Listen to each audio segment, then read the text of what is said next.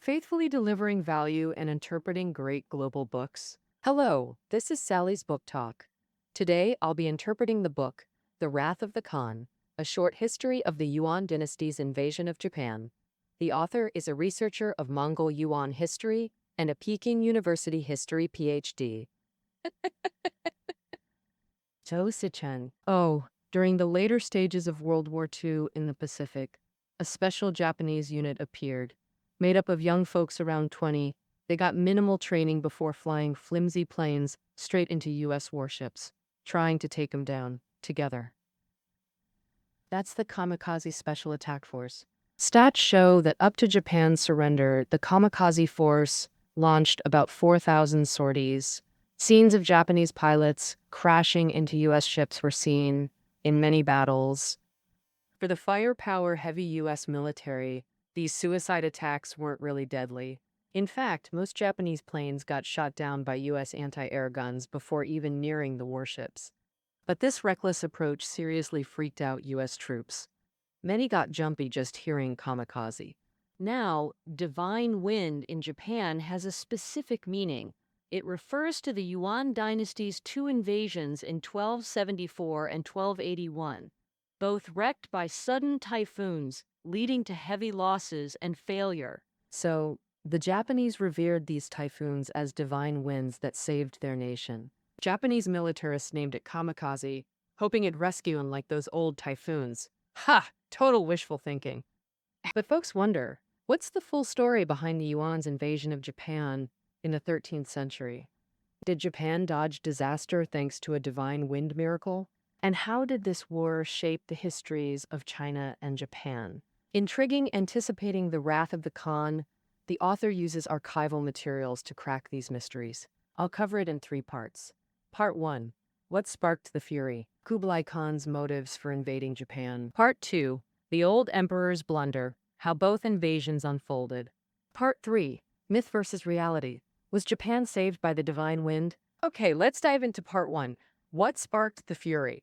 Kublai Khan's reasons for attacking Japan.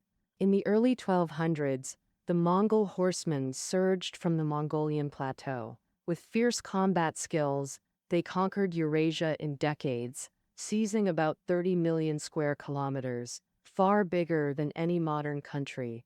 By the mid-13th century, Mongolia had become the world's most powerful empire, showing no signs of slowing down. From this perspective, invading Japan was natural for him.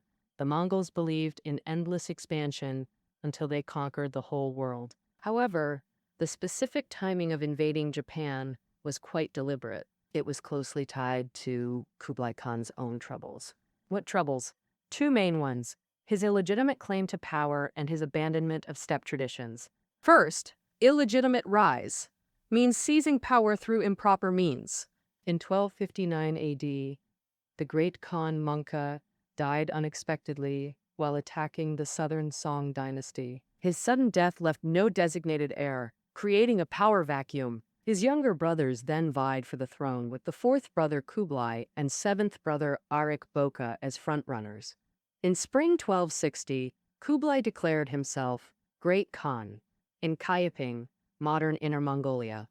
Arik Boka ascended the throne that summer in Karakorum, present-day Mongolia. Legally, Arik Boka held stronger legitimacy since he was properly elected at the Kurultai Council of Mongol nobles. Moreover, Arik Boka controlled the capital Karakorum, where Genghis Khan, Urgedei, Guyuk, and Mongke had all ruled. Kaiping paled in comparison to Karakorum's significance. Kublai, meanwhile, had only partial noble support, making him look like a usurper, creating division.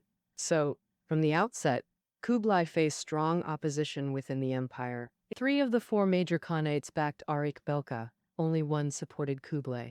But Kublai believed power came through might. Victory on the battlefield would secure his throne. After 3 years of war, he won, yet many remained unconvinced. Ultimately, Kublai gained power through force, not Kurultai election. To other Mongol nobles, this was fundamentally illegitimate. So this stain of illegitimacy haunted Kublai like a curse. Now, about abandoning steppe traditions. As nomadic people, Mongols typically looted and burned conquered lands, destroying cities to create pastures. In governance, they had their own systems.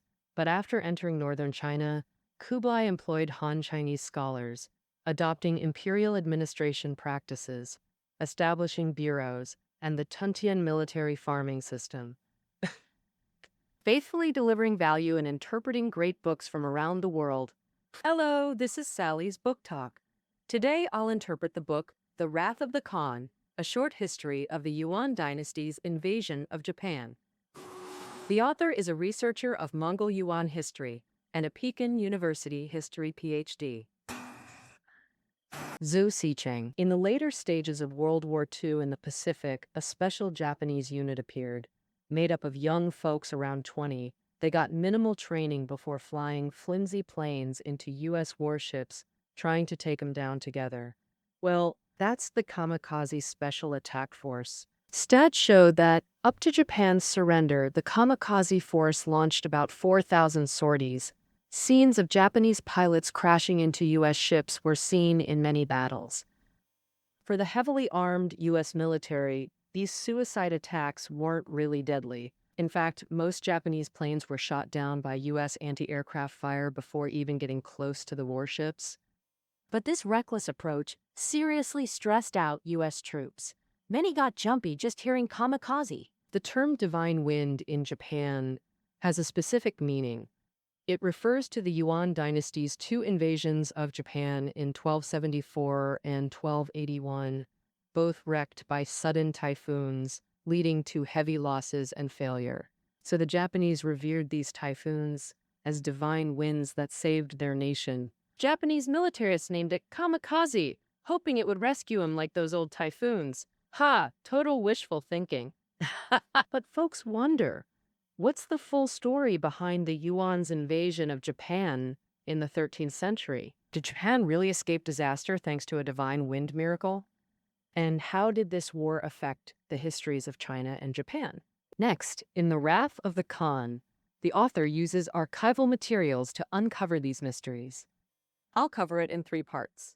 Part 1, what sparked the fury? Kublai Khan's motives for invading Japan. Part 2, the old emperor's blunder, how both invasions unfolded. Part 3, myth versus reality, was Japan saved by the divine wind? Okay, let's dive into Part 1. What sparked the fury? Kublai Khan's reasons for attacking Japan. In the early 1200s, the Mongol horsemen surged from the Mongolian plateau. With fierce combat skills, they conquered Eurasia in decades, seizing about 30 million square kilometers, far bigger than any modern country. By the mid-13th century, Mongolia had become the world's most powerful empire, showing no signs of slowing down. From this angle, invading Japan was natural for him. The Mongols believed in endless expansion till they conquered the whole world. During King Wanzhong's reign in Goryeo, he even formed a marriage alliance with Kublai Khan, solidifying his position further. Japan lies just across the sea from Korea. The Kamakura shogunate knew about the Choi clan's fate and certainly didn't want to repeat it. Plus, their leader Hojo Tokimune was only 20. He was resolute and decisive by nature, unwilling to surrender power. But Hojo Tokimune didn't want to provoke Kublai either. His strategy was to host any envoys lavishly with food and drink. But he refused to meet them, pretending it didn't exist. The soft approach wasn't working. Kublai lost patience and decided to use force. At the end of 1271, when the 6th envoy group returned empty-handed, Kublai ordered the Eastern Campaign against Japan. Thus began the war, and my narrative moves to Part 2. The Old Emperor's Blunder, the 2 invasions. In 1271, Kublai was 57, having ruled over a decade. A true old emperor. Despite lifelong military campaigns, the first invasion was chaotic, almost farcical. Why did the normally brilliant Kublai perform so poorly? 3 main reasons: insufficient strength, allies undermining him, and enemy preparedness. First, insufficient strength. Mongol cavalry had swept Eurasia, terrifying enemies. Against Japanese samurai, they should have been confident. But the main Yuan forces were fighting the southern Song, stretched too thin Kublai scraped together an invasion force of 32,300 men, 25,600 combat troops, the rest sailors and oarsmen. Combat forces were 20,000 Mongol Han troops, plus 5,600 Goryeo soldiers. Mongol Han troops refer to Mongol soldiers and surrendered Han Chinese forces. Quality varied wildly. Kublai added 2,000 imperial guards to boost strength. These 2,000 elites became the invasion's core. Such combat power Was mediocre among Yuan armies.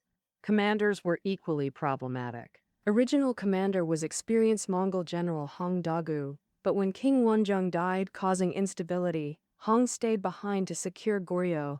Command fell to Hu Tun, an inexperienced with large armies, appointed last minute. Hard to believe he could lead. Under the commander were two deputies. The right deputy was Hong Chaka, a Korean with little combat experience.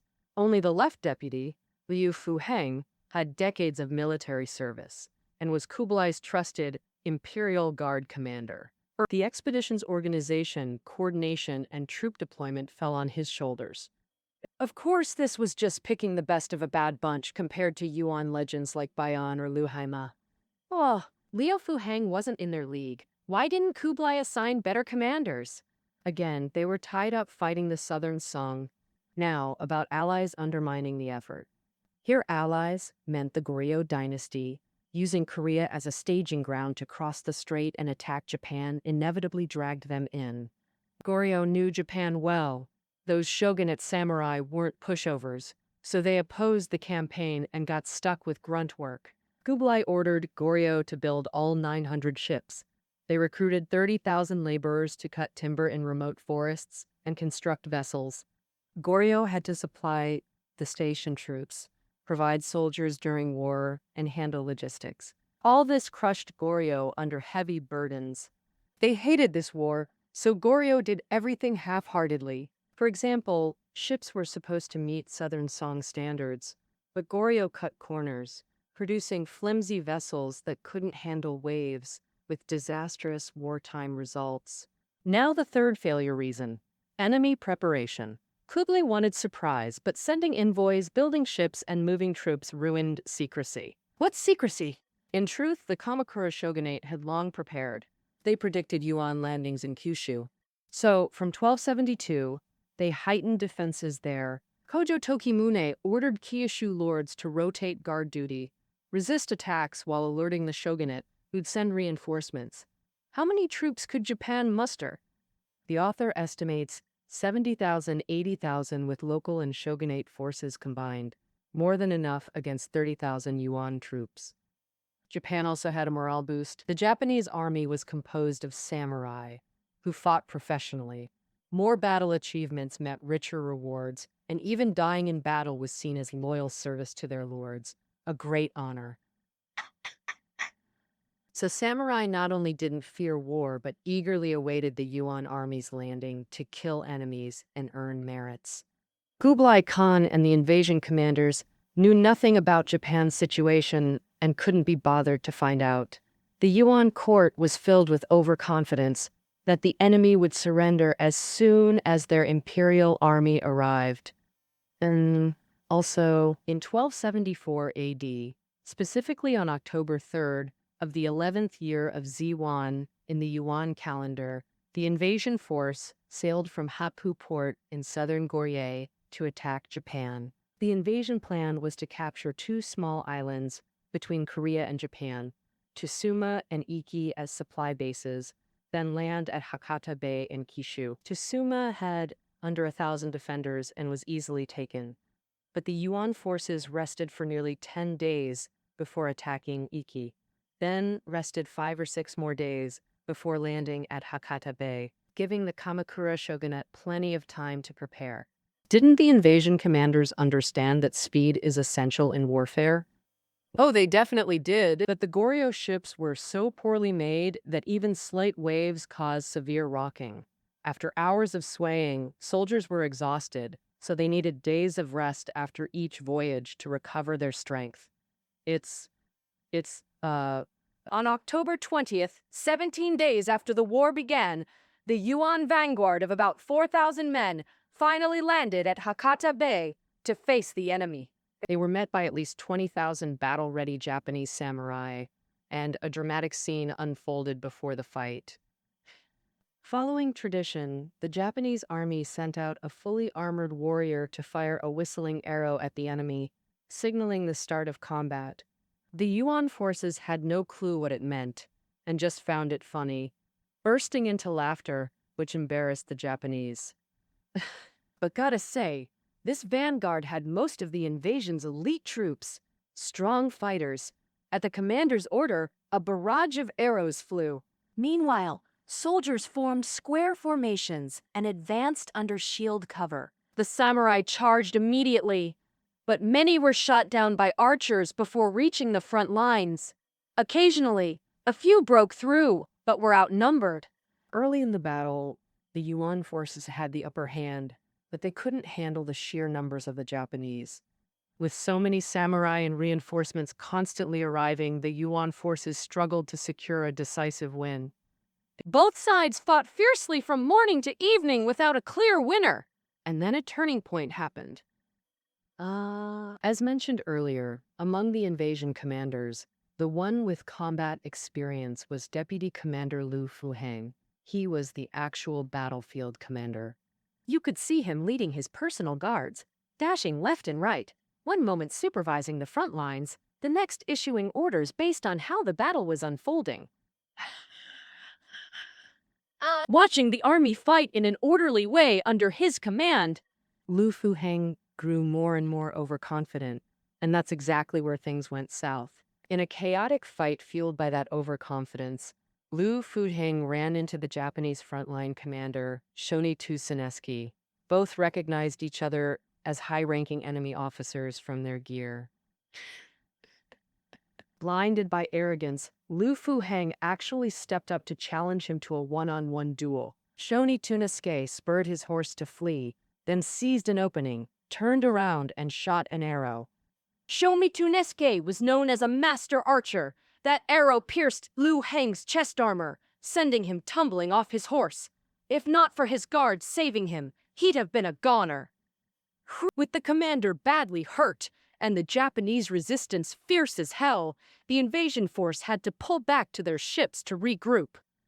That night, the invasion commanders met to hash out next steps. Some pushed for fighting again tomorrow. Others argued for heading home. Suddenly, a strong wind blew over the sea, quickly turning into a storm, battering the ships. In the raging winds and waves, they tossed up and down, crashing into each other, with many hitting rocks and sinking. After all that chaos, the invasion force was worn out and had no choice but to sail back. This was hailed as the first divine wind saving Japan. The invasion force slunk back in disgrace. So, how'd they explain it to Kublai Khan? Easy. The commanders claimed they'd fought fiercely all day, inflicting heavy losses, and only retreated because the enemy had way more men. They even presented some trophies to show they'd given it their all. So, in Kublai's mind, this expedition was just scouting things out, proving the Japanese weren't much besides having numbers. Thus, Kublai Khan set aside the idea of invading Japan for now and focused full force on the southern Song. In 1273, the Yuan army captured Shenyang. In 1276, they took the southern Song capital, Linnan. In the Battle of Yashan in 1279, the remnants of the Song army were wiped out. The Yuan dynasty officially became China's first unified ethnic minority regime. Emboldened, Kublai Khan set his sights back on Japan. You might wonder, if the first invasion was to distract from domestic issues, what's the reason this time? The answer is the Mongol obsession.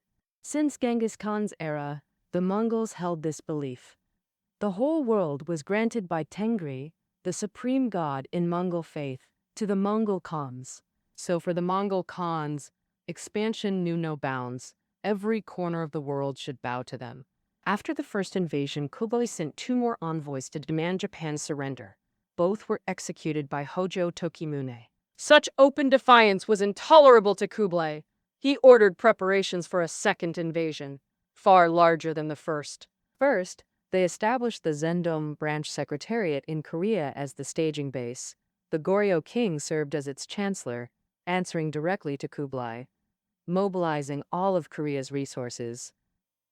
Second, the court ordered laborers from Hebei, Hugwang, Zhangzhou, and Fujian to work overtime building warships for the Japan expedition. This pulled the newly conquered southern Song into the effort. Militarily, the invasion force split into two armies, the Eastern Route Army and the Jungnan Army. The Eastern Route Army sailed from Korea with 900 ships and approximately 42,000 men, 15,000 Mongol Han troops, 10,000 Goryeo soldiers, and Korean sailors. The Jungnan Army departed from southern China with 3,500 ships and approximately 100,000 men, all surrendered southern Song troops. Doing the math, of the 140,000 total troops, few were Mongol, revealing Kublai's hidden agenda. After decades of bitter war between Mongols and southern Song, Kublai distrusted these newly surrendered troops. He reorganized them into the Jangnan army to be expended overseas.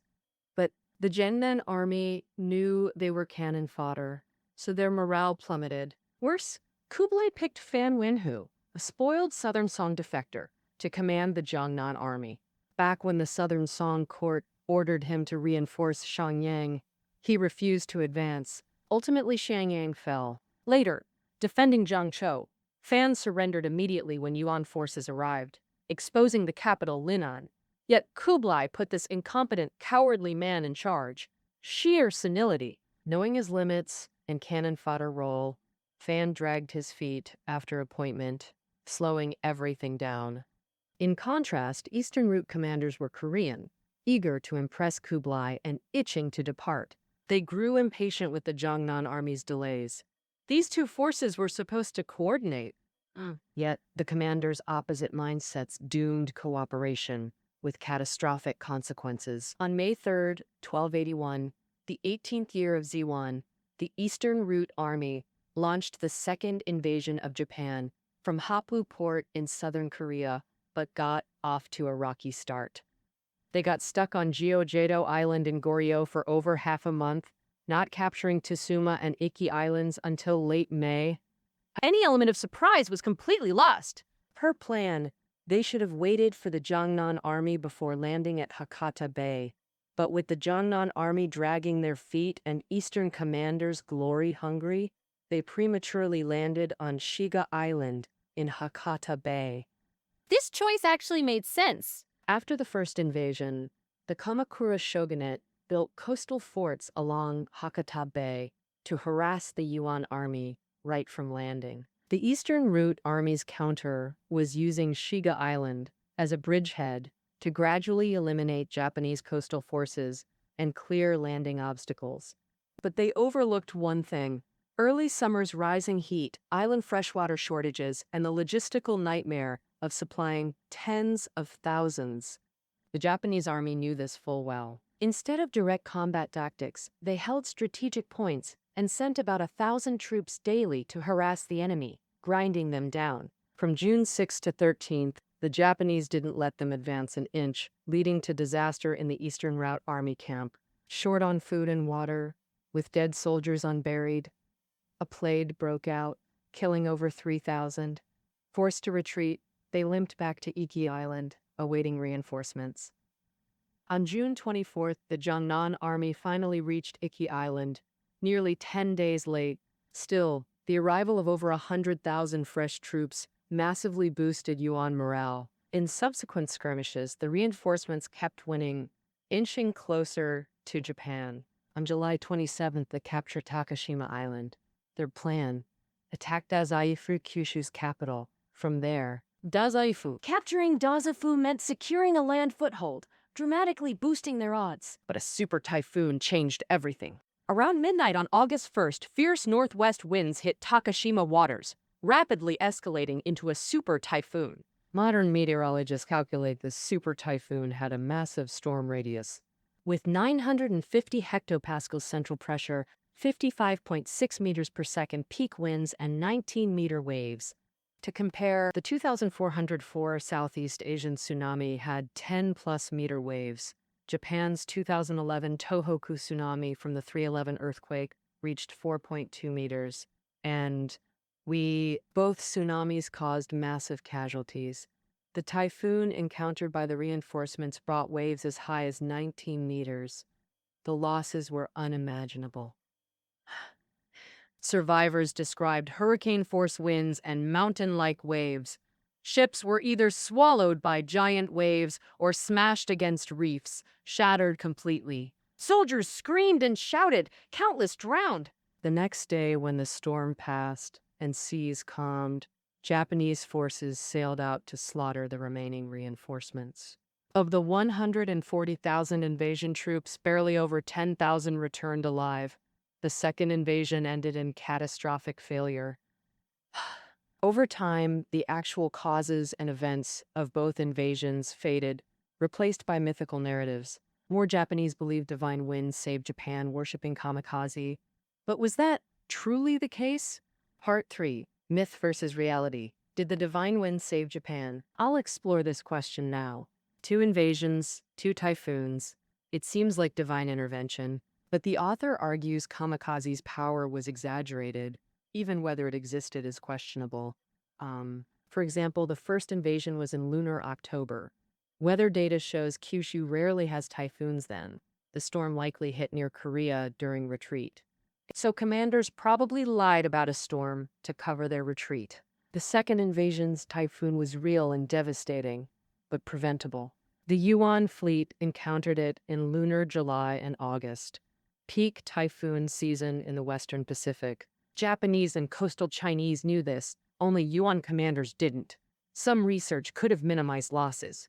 Moreover, most ships were old Southern Song warships, riverboats, or canal vessels. These shallow draft boats had weak storm resistance, barely seaworthy, let alone typhoon-proof. The analysis shows terrible preparation, no climate research, inadequate ships, plus uncoordinated armies. For such an underestimating chaotic army to win would have been the real miracle. Even if the reinforcements had successfully landed at Hakata Bay and captured Dazafu, it wouldn't guarantee final victory. After the first invasion, the Kamakura shogunate upgraded defenses and stood ready to resist at any moment. When the second invasion came, the shogunate responded faster, with better tactics. They mobilized 60,000 shogunate troops to Kyushu. Combined with local forces, Japanese numbers exceeded the invaders, fighting on home turf with superior morale, equipment, and logistics. So the author argues the divine wind mainly helped, but even without it, the reinforcements' chances were slim. Of course! Japanese casualties would have been far higher otherwise. The shogunate and samurai knew this. They didn't celebrate, but prepared for the next war. Fortunately, no next war came. Did Kublai give up? Yes, but gradually. When news of the second failure reached Dadu, the old emperor raged but made a telling decision. Lightly punishing commanders with fines, the message was clear. They'd lead the next Japan campaign. He also re-established the conquest of Japan's Secretariat in 1283 and 1285, showing he's still obsessed over invading Japan. But why no third attempt? Answer: internal and external crises. Invading Japan was just part of Kublai's global conquests. Simultaneously, he launched multiple wars. 3 invasions of Vietnam, 3 of Burma, and an expedition to Java, modern Indonesia. Constant war crushed the people, especially in the tax-rich Jiangnan region, overburdened citizens rebelled, pushing society toward collapse. The northern frontier also erupted. In 1283, Mongol Prince Nayan rebelled in Liaodong, while Chagatai and Ubadea Khanates invaded from the northwest. But the Yuan Empire teetered under this pressure. Forced to choose, Kublai announced he'd stop attacking Japan to calm unrest. Reportedly, Jiangnan residents sighed with relief and cheered when the decree was announced. So did Kublai truly give up? Not at all. In October 1293, he sent 2 officials to Korea, one to build ships, one to gather provisions, preparing to invade Japan again. Oh, the king of Goryeo rushed to Dadu to beg the old emperor, "Please stop this madness!" 5 months later, the seriously ill Kublai Khan passed away in the Sandalwood Palace at Dadu, finally ending the invasion plans. People in China's Jiangnan region, the Kingdom of Goryeo, and Japan narrowly avoided another disaster. Thus, Japan's survival against the Yuan came from fierce fighting spirit, strong combat skills, and their opponents' constant mistakes. Of course, it was equally tied to the Yuan dynasty's own rise and fall, the result of multiple factors converging. The divine wind was just one piece of that puzzle. Over 660 years later, Japanese militarists tried invoking the divine wind to turn the tide, but their situation was completely different. Even without super typhoons, or even with them, America's modern fleet ensured militarism's inevitable collapse. Such is the fate of those who incur the Khan's wrath. That concludes our short history of the Yuan's invasion of Japan. Reading notes are below the audio. See you next time.